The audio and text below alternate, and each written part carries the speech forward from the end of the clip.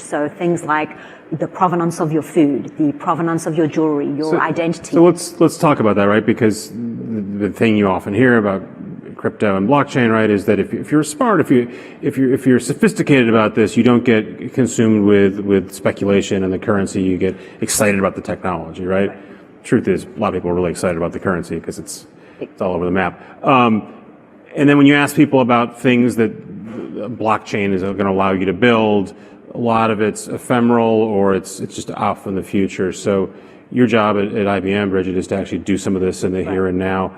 Can you give me a practical application of how blockchain's working now for one of your customers? Yeah, so it is very early days with this technology, and I think we're just really starting to see it unfold and its potential unfold. But a great example, I think, of the potential power is one which we're calling food trust. And this is a blockchain which has been built specifically for tracking and recalling in the provenance of food.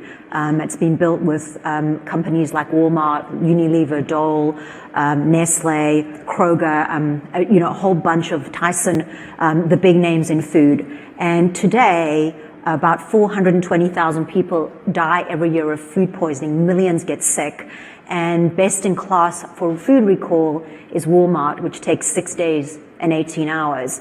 And on a blockchain, which this group of companies have trialed with us over the last year, and it's up in production with millions of SKUs and transactions going on it, the recall and tracking is within 2 seconds. So this has tremendous implications for speed of recall, safety, the provenance of your food, but 30% of the world's food supply is actually wasted. So if you think about being able to fix that, that's huge. So I get bad arugula. It's easier for Walmart to figure out that it came from this supplier and tell everyone that it came from that supplier. But why does the blockchain make this happen? Why wouldn't this just happen with a computer?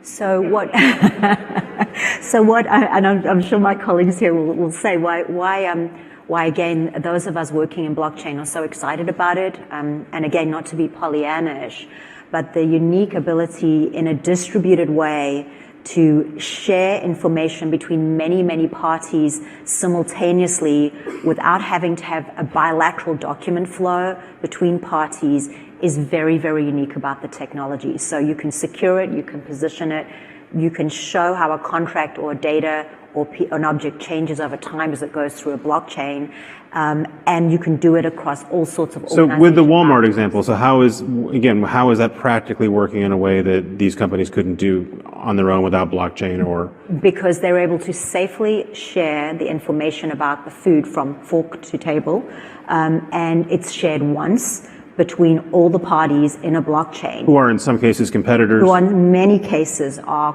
competitors. They might be small farmers, they might be huge companies, but they're actually able to share that information. And because it's secure and locked down and they only share what they need to share, it actually safeguards them as competitors. So one of the really interesting things as we watch this technology emerge is that these networks are growing up with very small users in some cases and then very competitive users in others, and resulting in very different business models.